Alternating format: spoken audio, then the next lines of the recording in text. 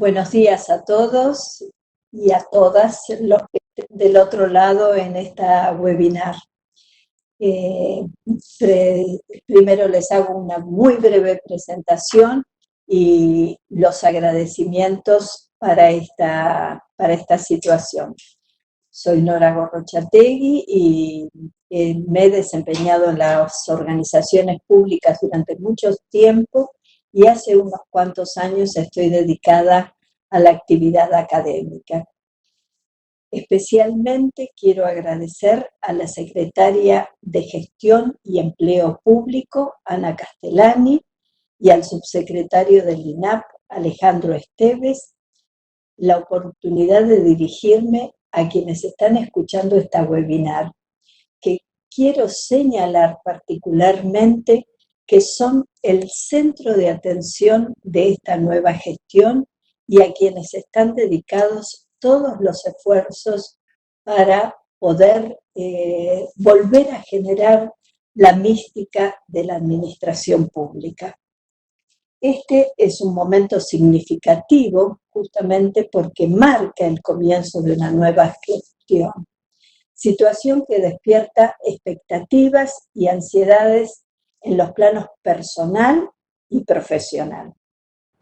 Quienes hemos trabajado en la gestión pública sabemos muy bien que los cambios de orientaciones producen modificaciones, turbulencias y muchas veces, después de un tiempo, persiste la sensación de que todo sigue igual.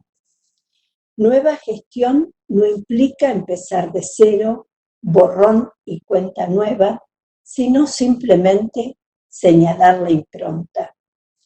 El hecho de que las organizaciones públicas atraviesan cambios que trascienden la mera gestión es importante tenerlo en cuenta. Son cambios profundos que se operan en el contexto general y en la sociedad. La naturaleza de los problemas que hoy afrontan las organizaciones públicas en muchos casos es intangible y afecta de manera negativa a muchas personas. Los afectados no son quienes causan los problemas y las soluciones no dependen claramente ni de una sola persona, ni de una sola organización, ni de siquiera de una sola nación, sino que requieren la colaboración de personas, organizaciones y de la comunidad internacional. Estos problemas enfatizan la interconectividad de los asuntos y de las escalas, producen efectos indirectos y tienen consecuencias a largo plazo. Los ejemplos más conocidos de este tipo de problemas que afectan al mundo actual son la pobreza, las cuestiones medioambientales, la corrupción. Estos cambios generales, estos problemas, generan la necesidad de pensar nuevas formas de gestión y nuevas ideas. Esto es un poco el propósito de esta webinar, la gobernanza moderna. Y fundamentalmente vamos a exponer tratar de reflexionar juntos sobre tres preguntas. ¿Qué tipo de gestión es adecuada en un contexto de cambio? ¿Qué tipo de organización pública es necesaria? ¿Y qué rol asumen quienes trabajan en la organización pública? Estas preguntas no tienen una sola respuesta y las reflexiones que les voy a proponer provienen de marcos teóricos de distintos campos disciplinares. Para muchos de ustedes serán temas conocidos y para otros les resultarán difíciles algunos nombres que es necesario colocar nuevos nombres, puesto que las circunstancias son nuevas. Lamentablemente no veo sus caras, pero si quedan dudas, estamos abiertos a contestar todas las preguntas que vayan surgiendo al final de la charla. Así que los invito a abrir el espíritu y a captar holísticamente todas estas nuevas ideas. La respuesta a la primera pregunta: ¿qué tipo de gestión pública es adecuada en un contexto de cambios? La respuesta es muy sencilla de verbalizar y muy difícil de instrumentar. Está asociada a la capacidad de los gobiernos de solucionar problemas y aprovechar oportunidades en contextos complejos. Esta forma nueva de gestionar la denominamos gobernanza moderna. ¿Qué atributos tiene esta forma de gestionar los asuntos públicos? Básicamente son tres: que la gobernanza moderna sea adaptable, participativa y responsable. Todos ustedes conocen estas palabras, no son muy habituales. Que la organización pública sea adaptable significa que sea flexible en sus procedimientos, receptiva a las demandas y que su comportamiento adopte una actitud abierta a la escucha, pero al mismo tiempo que sea eficiente y eficaz en la resolución de los problemas sociales que configuran la agenda de las organizaciones públicas. Que la organización pública sea participativa significa que sea plural e inclusiva, facilitando la interacción con múltiples partes interesadas, o sea, personas u organizaciones que tienen un interés en cualquier decisión o actividad de la organización y que pueden afectar o verse afectadas por el accionar de esa organización. Que la organización sea responsable significa que su comportamiento sea ético, o sea, que sus disposiciones estables para producir bienes que de ellas se esperan respeten los valores y los derechos compartidos por los miembros de la sociedad, que estén incorporados en su cultura y que sea profundamente respetuosa del Estado de Derecho. También significa que esté presente el espíritu de rendición de cuentas para que el funcionario público pueda hacerse responsable ante sí mismo, ante la autoridad y ante las partes interesadas por las acciones, las omisiones, los resultados y los impactos producidos en el desempeño de sus responsabilidades que le han sido conferidas al ser designado en un cargo. Estos atributos de la gobernanza moderna, adaptable, participativa y responsable conducen sin duda a la implicación y al empoderamiento de las personas y de los grupos que participan en las organizaciones públicas, particularmente para focalizar la atención en las cuestiones socialmente problematizadas, elegidas por la gente que está actuando en las organizaciones. En síntesis, la gobernanza moderna es la capacidad de gobernar de manera cooperativa con diferentes actores económicos y sociales. Sirve para solucionar problemas y aprovechar oportunidades en contextos complejos que se presentan en la configuración de la sociedad sustentable. Sus atributos son múltiples: participativa, plural, inclusiva, responsable, ética, transparente, eficaz, receptiva, flexible, respetuosa del Estado de Derecho. Y las modalidades de intervención deberían contemplar requisitos de actuación continua y conjunta de actores sociales, coexistencia de formas de autogobierno, cogobierno y gobierno jerárquico, proceso interactivo de redes de carácter multinivel, acompañado de diseños institucionales interjurisdiccionales e intersectoriales que favorezcan el desarrollo de las acciones gubernamentales comprensivas y transversales.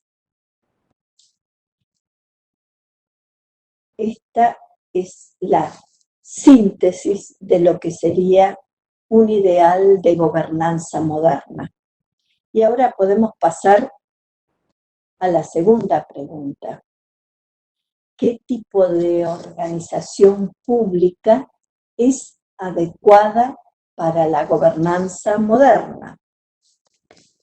El concepto de metáfora de la organización ha estado presente en el ideario colectivo como una forma de comprender la esencia de la vida organizacional. La metáfora dominante en las organizaciones públicas ha sido la metáfora mecánica asociada a la burocracia como modelo racional legal diseñado por Max Weber, elaborado en las primeras décadas del siglo XX del milenio pasado. Las características burocráticas son conocidas y declaradas como vigentes, aunque no están totalmente respetadas en la práctica. La organización weberiana presenta el poder formal de la organización en las capacidades técnicas de los funcionarios. Los miembros de la organización están organizados dentro de una jerarquía de empleos clara y bien definida y corresponden a tareas oficiales, en las cuales se puede distinguir con claridad el cargo y la función.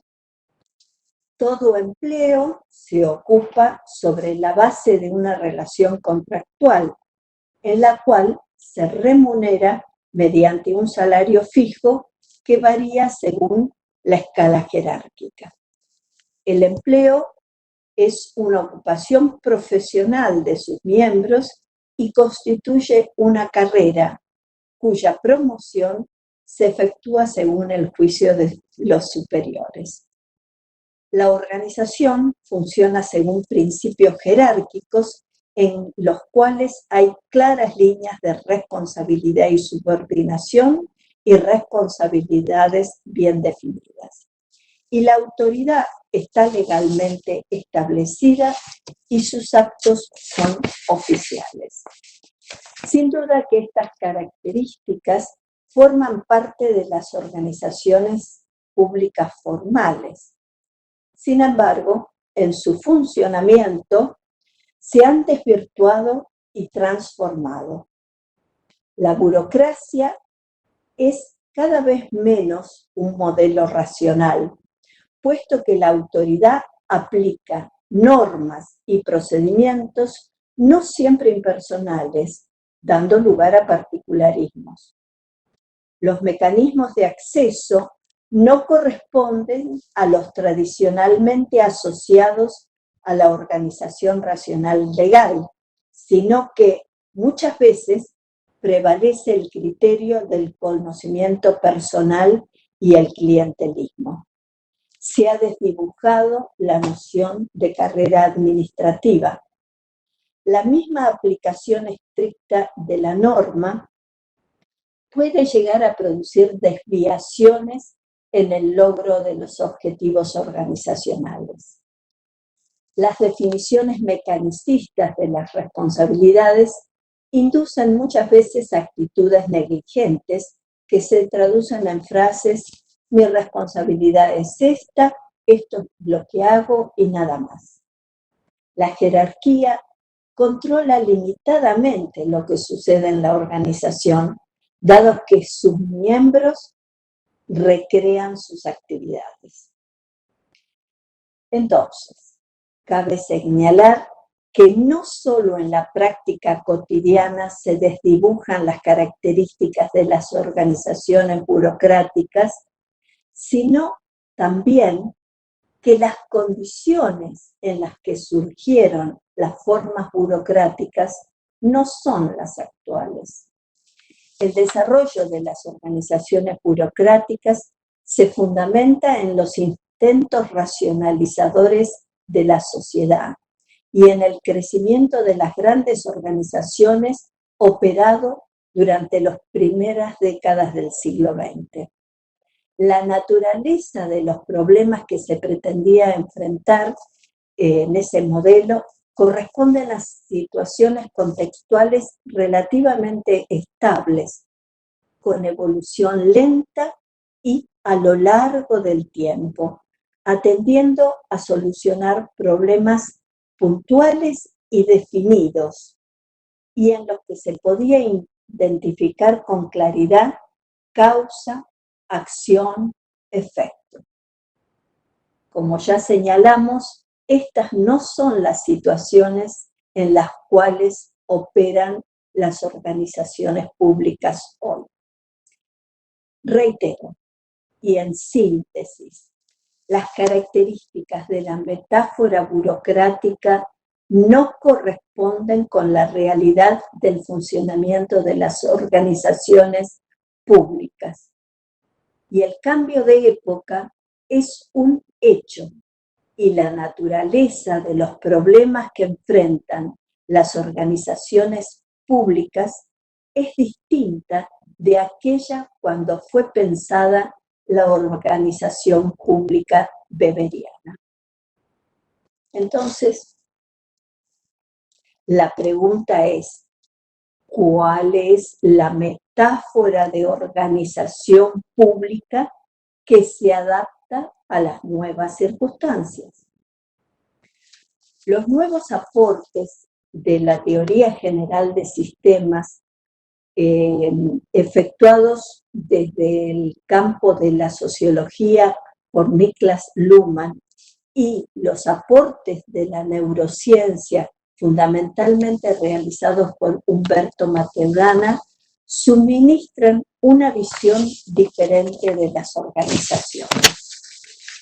Las organizaciones son consideradas como sistemas determinados estructuralmente y como sistemas autopoieticos. ¿Qué dijo? ¿Qué dijo? Aquí me detengo un momento para señalar algunas características de esta metáfora de la organización pública que todavía no es muy familiar para nosotros. Al ser las organizaciones determinadas estructuralmente, quiere decir que nada puede ocurrirles que no esté posibilitado por su estructura y que ninguna intervención externa podrá determinar cambios en ella. Veamos un ejemplo. Un vaso de vidrio común lleno de agua que lo colocamos en el microondas, ¿qué sucede? Explota. Si el vaso que colocamos en el microondas es de vidrio templado, ¿qué sucede? El agua se calienta. Esto nos demuestra que solo es posible hacer lo que la estructura nos permite. La estructura del vaso templado nos permite calentar el agua. En las organizaciones pasa lo mismo. La estructura, la gente que la conforma, es la que puede producir cambios en una situación. Solo los cambios que desee la propia gente que configura una organización podrán ser efectuados. una organización no puede ser cambiada, es la organización la que cambia. Esta situación puede ser que explique las causas del fracaso reiterado de tantas reformas administrativas en el sector público. Como ustedes ven allí en la slide, la organización es dinámica, o sea que cambia permanentemente. El cambio es constante y el entorno no determina los cambios. Simplemente, en términos de Niklas Luhmann, gatillan las demandas que la organización recibe. Esta es una parte de esta metáfora de la organización, sistema determinado estructuralmente. La otra parte es la que viene de la neurociencia, de los aportes de Maturana y Varela. La organización es conceptualizada como un sistema social autopoiético, quiere decir que es un sistema cerrado sobre sí mismo que tiene la capacidad de autogenerarse. O sea, que la organización es un sistema que va dando los elementos que hacen a su propia constitución. Se genera una red de decisiones que se toman al interior de la organización que van produciendo nuevas decisiones aceptadas por esos miembros de la organización y que van generando los cambios deseados. Ustedes pueden pensar, este esquema es un tanto teórico y está alejado de la práctica cotidiana de la administración pública. Pensadores de relevancia en temas organizacionales, como Luhmann, como Etzioni, señalan que las organizaciones constituyen el instrumento por el cual se implementan modificaciones, los cambios y los intentos de modificación en las sociedades. Personalmente comparto este pensamiento y sin una conceptualización adecuada de la organización pública, no hay reforma administrativa ni cambio en el aparato público que pueda operar modificaciones en la sociedad. La metáfora de la organización pública como sistema autopoiético de decisiones determinados estructuralmente implica determinadas características. Entre sus atributos podemos mencionar que se autodetermina, es dinámica y constituye sus propias decisiones. El poder se distribuye a lo largo de toda la organización. El entorno está constituido por las partes interesadas que gatillan demandas. Y los miembros son responsables de sus acciones. Y la autoridad surge de la legitimidad de las acciones. Esto nos lleva a la próxima pregunta. ¿Qué rol asumen quienes gestionan la gobernanza moderna en la organización pública como sistema social autopoiético de decisiones determinado estructuralmente? La gente que se desempeña en las organizaciones públicas, lo dije al principio, está en el centro de este tipo de organización. La gente es la que efectivamente decide los cambios y cómo operarlos. Sin embargo, existen muchas situaciones que deberían ser consideradas en un debate sincero acerca de lo que realmente queremos para las organizaciones públicas. Me refiero a la dicotomía que todos conocen entre política y administración, que genera diferentes tipos de tensiones y se distribuye a lo largo de la organización, desde el ápice hasta el núcleo operativo. Por un lado, existe una distancia entre las normas que obligan a generar un sistema de selección abierto, meritocrático y por concurso para acceso a la alta dirección pública.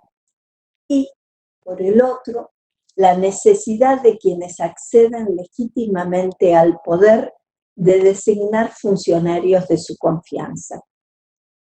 Pero esto no solamente sucede en el ápice de la organización, también esta situación se presenta en el núcleo operativo, cuando se incorpora personal acompañando una nueva gestión sin una capacitación específica que cumplan generalmente funciones de apoyo. Esto plantea una tensión bien conocida por todos, la tensión entre el mérito y la confianza, subyaciendo la cuestión de la idoneidad para el cargo. Otro tema no resuelto es la supuesta división entre la función de decisión y la ejecución. Esto corresponde a lo que en el imaginario de la administración se manifiesta entre la diferencia del funcionario asociado a la decisión y a la jerarquía y el empleado público vinculado a la ejecución. Esta división tan tajante entre ejecución y decisión pone en evidencia que en algunas oportunidades quienes ocupan puestos de alta dirección bajo argumentaciones en las que priva el componente político, dejan de lado el saber técnico y el saber vivencial que tienen quienes desempeñan las mismas funciones durante un largo periodo de tiempo en las organizaciones públicas. Esta situación desconoce el hecho de que en todas las actividades y tareas que se desempeñan en la organización pública hay momentos de decisión y momentos de ejecución, tanto para la alta dirección como para el resto de quienes se desempeñan en la gestión de los asuntos públicos. Para diagnosticar el rol que asumen las personas en las organizaciones públicas, no solamente hay que considerar esta tensión bien conocida entre política y administración. También hay que considerar que los agentes públicos se socializan en una cultura preexistente y que están mediados por la representación sindical, y que los gobiernos van dejando distintas capas geológicas de agentes con disímiles motivaciones y capacidades.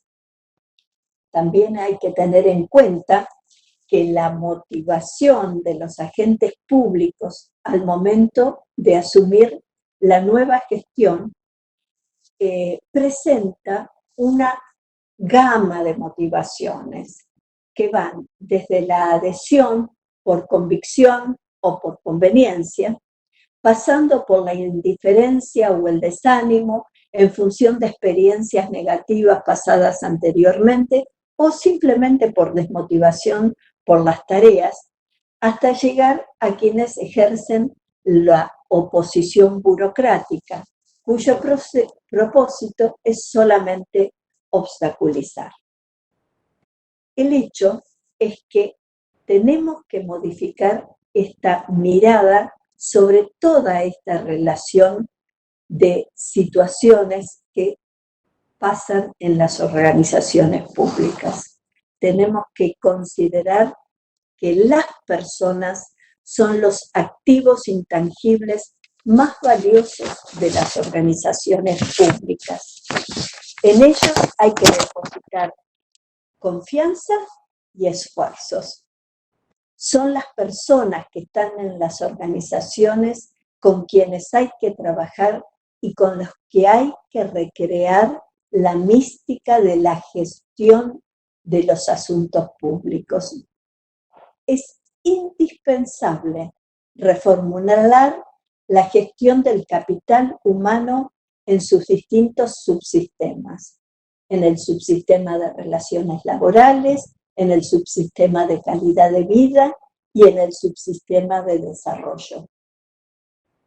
En el subsistema de las relaciones laborales, teniendo como objetivo preservar las relaciones internas de la organización, procurando mantenerlas en el nivel más bajo de conflicto entre todos quienes se desempeñan en ellas, y también manteniendo buenas relaciones con las asociaciones sindicales, generando relaciones armoniosas y de respeto mutuo.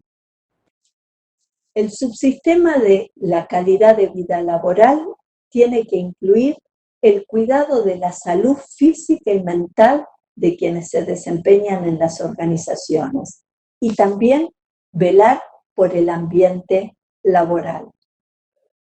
El subsistema de desarrollo tiene como misión gestionar estratégicamente el rendimiento del capital humano, considerando el crecimiento y el desarrollo de carrera de los perfiles más talentosos, generando oportunidades de innovación y compromiso, manteniendo alta la motivación, con mayor participación, trabajo en colaboración, involucramiento activo de las personas en las distintas fases de la gestión pública. Estoy convencida que una actuación que coloque a las personas en el centro de la gestión de los asuntos públicos no solamente redundará en la mejora de la capacidad organizativa, sino que también permitirá fortalecer la colaboración y sostener prácticas de responsabilización, rendición de cuentas y participación social. La construcción de una cultura orientada al capital humano es una premisa central para lograr cambios profundos en la administración pública. Ay, ¿qué esperamos del gestor de los asuntos públicos? El gestor de los asuntos públicos desearíamos que fuera empático, activo, innovador, participativo, colaborador. En síntesis y a manera de conclusión, ¿qué les puedo decir? Los grandes cambios sociales requieren nuevas formas de gestionar los asuntos públicos. La gobernanza moderna, adaptable, participativa y responsable es adecuada para las circunstancias actuales. El sistema social autopoiético de decisiones determinado estructuralmente es la metáfora organizativa adecuada para la gobernanza moderna. Y las personas son los principales activos intangibles de la organización pública. Esto es como una expresión de deseos acerca de cómo tenemos que volver a gestionar los asuntos públicos. El desafío está planteado. El hecho es si realmente quienes nos desempeñamos en las organizaciones públicas somos capaces de generar estos cambios, de adaptarnos y de modificar y solucionar nuestros problemas a partir de una reflexión profunda sobre nuestras propias organizaciones, poniendo allí todo nuestro conocimiento vivencial, todas nuestras experiencias para modificar cambios. Esto, en alguna medida, nos sirve de guía la frase del autor del Principito, Antoine de Saint-Exupéry. Él decía: no se trata de prever el futuro, sino de hacerlo posible. Bueno, muchas gracias. Espero que tengan muchas preguntas para hacer y que en el diálogo podamos hacer emerger nuestros mejores propósitos.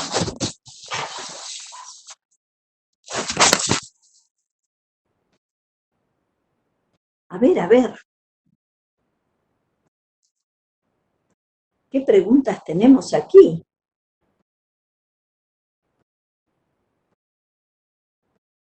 Si no hay preguntas, lo que puede pasar simplemente es que o ya estén dormidos del otro lado, porque los conocimientos teóricos sean un poco pesados, o a otros porque lo que estamos diciendo, estas palabras, sistema autopoiético, determinado estructuralmente, no son nombres que vayan llamando nuestra atención. Una pregunta que puede surgir con claridad es, bueno, esto está todo muy lindo, ahora, ¿cómo lo llevamos a la práctica en nuestra organización? ¿Qué herramientas utilizamos para hacer posible esta forma de gobernanza moderna?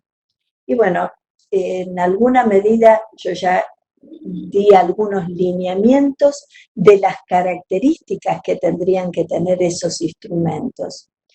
La primera respuesta que se me ocurre para esta pregunta sería que las herramientas se distribuyen a lo largo de todo el proceso decisorio, desde la formación de la agenda,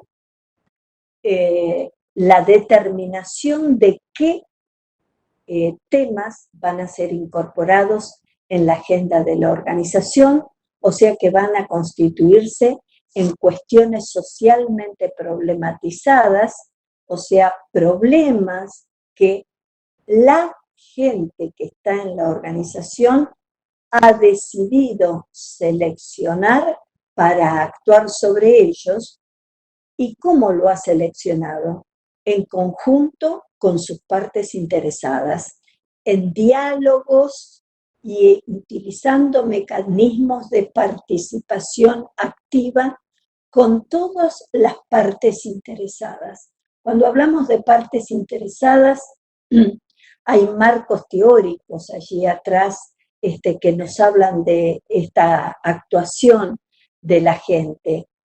Estamos hablando de las teorías de los stakeholders, que también indica que las organizaciones públicas tienen que estar atentos no solamente a los beneficiarios de la acción pública, sino a todas las organizaciones y personas que indirectamente o directamente se vean afectados por el accionar de la organización. O sea, estamos en la agenda de cuestiones socialmente problematizadas y la decisión acerca de qué es lo que se va a hacer dentro de esa organización pública. ¿Qué se va a hacer? Debe ser decidido en conjunto entre autoridades políticas, funcionarios estables de la administración pública y partes interesadas, para comprender de alguna manera que no se puede atender todas las demandas simultáneamente, sino que en algún momento hay que hacer prioridades. Y el establecimiento de esas prioridades debe surgir de un acuerdo entre las partes interesadas. Y esto respecto a la acción, pero no vamos a esperar que termine la acción de la política pública hasta el final. Vamos a hacer un monitoreo permanente de las acciones para realizar ajustes. Hay metodologías específicas para hacer ese monitoreo.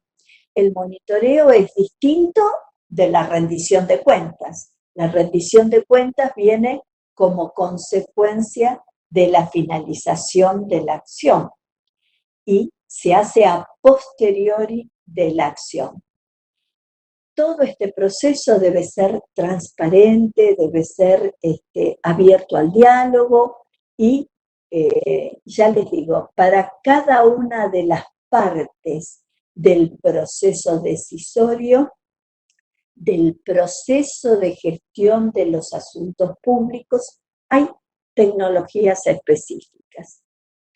Aquí tengo otra pregunta.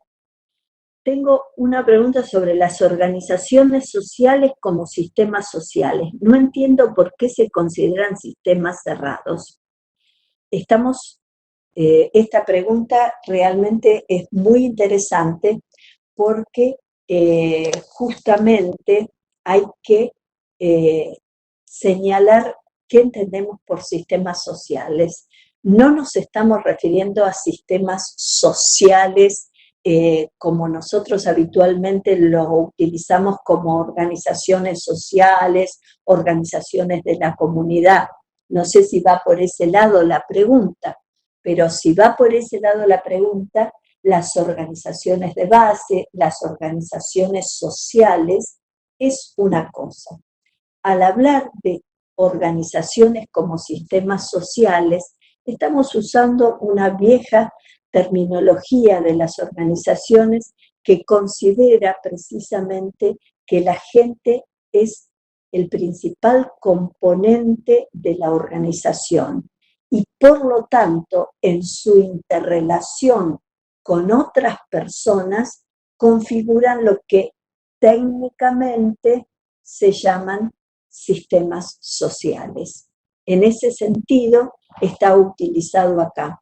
Por eso yo al comenzar la charla les dije que esto que iba a poner en común con ustedes proviene de marcos teóricos de distintos contextos y campos del conocimiento.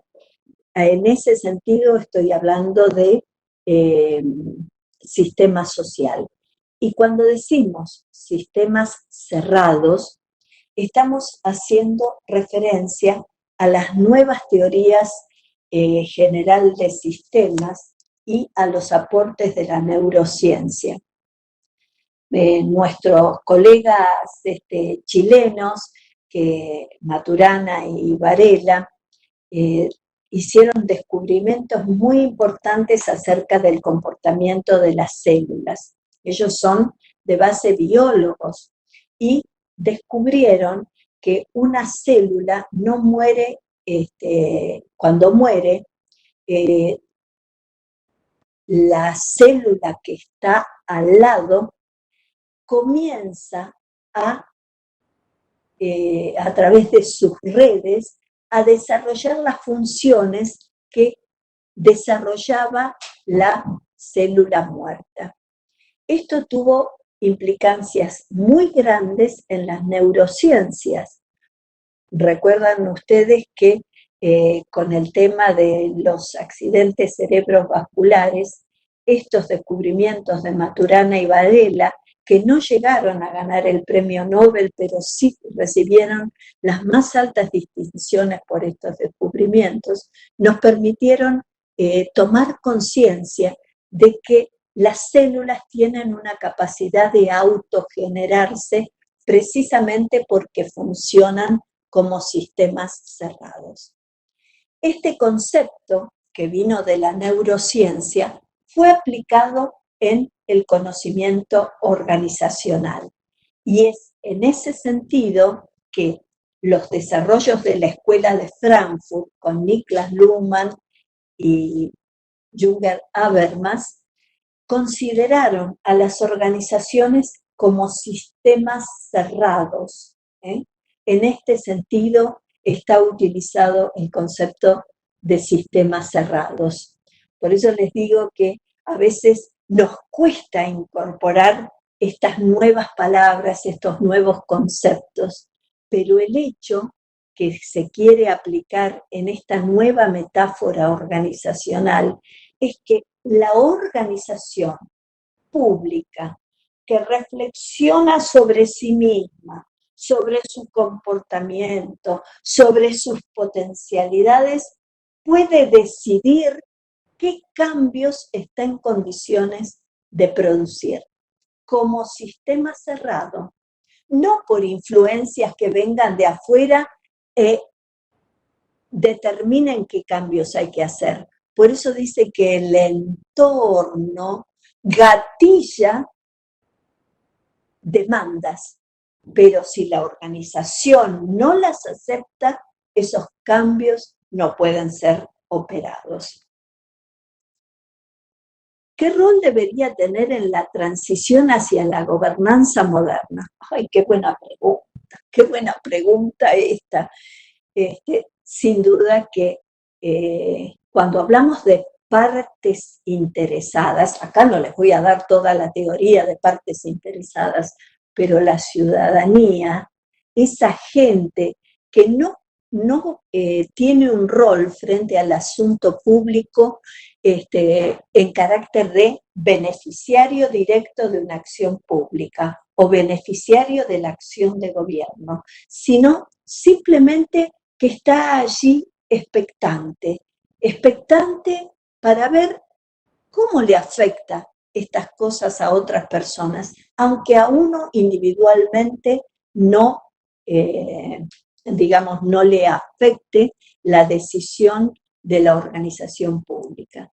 La ciudadanía en general tiene que ser activa, atenta, tiene que seguir los procesos de gestión pública, pero esto sabemos también que está lindo decirlo y es también difícil de instrumentar, porque no todos nos podemos ocupar del seguimiento de la gestión pública. Hay algunos temas que nos interesan más directamente, hay algunos temas sobre los cuales sabemos más o tenemos conocimientos o vivencias que nos permiten posicionarnos frente a esas nuevas situaciones. Entonces, el gobierno abierto, el gobierno electrónico, es uno de los mecanismos mecanismos y herramientas que tiene la ciudadanía para acceder al contacto con las organizaciones públicas. Pero tenemos que estar conscientes que esto también tiene limitaciones. ¿Por qué? Porque sabemos que el gobierno abierto, las plataformas, las organizaciones presentan su información. Ahora, ¿llegan a todos? Y no llegan a todos. Llegan a aquellos ciudadanos que tienen los medios para acceder a esos medios electrónicos, a quienes están interesados en el desenvolvimiento general de la sociedad. El hecho es que las organizaciones públicas enfrentan otros desafíos, más allá de lo que propone el gobierno electrónico o los medios tecnológicos. La instrumentación de mecanismos en territorio, en el lugar, en la pequeña comunidad. Los viejos conceptos de que la territorialidad tiene que estar muy cercana a los asuntos públicos. Y a ver, bibliografía, por favor. Bueno, acá también una excelente oportunidad. Está muy mal que haga autopropaganda, pero muy recientemente, hemos sacado un libro digital en Eudeva que se llama Gobernanza Moderna. Es el resultado de 3 años de investigación en las que participaron 12 especialistas, cada uno en sus temas. Ese libro está estructurado en 3 partes, una parte vinculada a lo que sería la relación con las partes interesadas.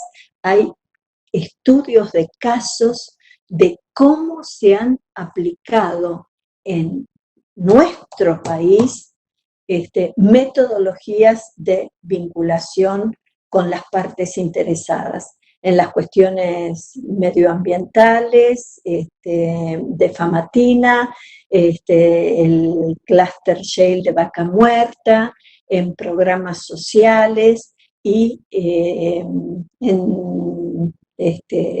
estos casos vinculados a las partes interesadas.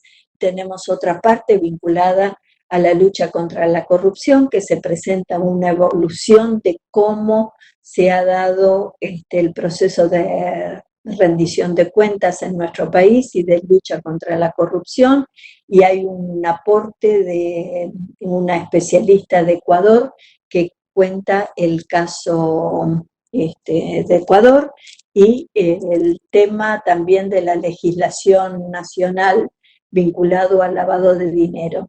Y en la última parte hay una explicación de cómo se aplican las tecnologías de la información e innovaciones en el tema de gestión de los recursos humanos y del capital humano. Así que los invito a que miren la página de Eudeva, que tiene allí el libro que solamente está digitalizado. ¿Podemos disipar una última pregunta? Una última pregunta. Actualmente hay organizaciones hay organizaciones que están aplicando la gobernanza moderna. La gobernanza moderna en forma integral no está todavía implementada. Sí, hay muchas experiencias puntuales y casos específicos. Lo que en todo el material bibliográfico a nivel internacional que hay sobre gobernanza moderna, lo que se señala es la capacidad de innovación que tienen las organizaciones para generar estos cambios en la modalidad de gestión de asuntos públicos. Así que están abiertas todas las posibilidades y están abiertos los oídos para escuchar las propuestas que cada uno de ustedes pueda hacer en sus distintos lugares. Y me parece que me están acá, ¿hay más tiempo? ¿No hay tiempo? 2 minutos más. Y la última, agradezco a todas las preguntas que están haciendo y lamento que no pueda contestarlas todas, pero sin duda no faltará oportunidad para continuar. ¿Cuáles son las mejores prácticas de recursos humanos para estos procesos tan complejos? Vamos a sintetizarlo. Yo ya les hablé de los distintos subsistemas de recursos humanos. El hecho es que si tenemos puesta la mirada en las personas y valoramos los conocimientos y la participación de las personas, vamos a tener numerosas prácticas para rescatar ese potencial y empoderar a las personas. Nos está corriendo el tiempo, no tenemos más tiempo por hoy. Les agradezco su paciencia y su interés en esta charla y ojalá los animo a que ustedes mismos piensen en qué modificaciones pueden introducir en sus organizaciones. Diagnóstico y propuesta. Gracias.